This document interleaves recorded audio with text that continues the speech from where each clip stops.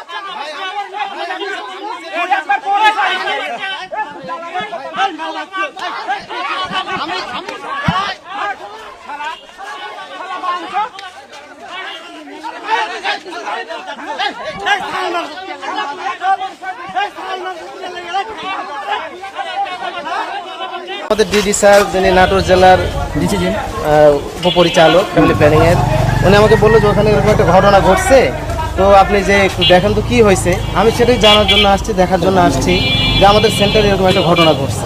হ্যাঁ, কিন্তু আমি তো এখানকার মানে ডিটেলস ইনফরমেশন কিছুই জানি না, আমি এটা শোনার জন্য আসছি। আপনার পরিচয়টা একটু দিয়ে বলবেন। যে আমি ডাক্তার মোহাম্মদ শাহাবুজ্জামান, নাটোর জেলা পরিবার পরিকল্পনা কার্যালয়ের সহকারী পরিচালক ভারপ্রাপ্ত দায়িত্বে আছি, ক্লিনিক্যাল কনসালটেশন। তো আমি ডিডি স্যারের অর্ডারে আমি ডিসি অফিসে মিটিং শেষ করে ডিডি স্যার অফিসে গেলেন। অফিসে যাওয়ার পরে আমাকে বললেন যে এরকম একটা ঘটনা হয়েছে, তো আপনি ওখানে যান।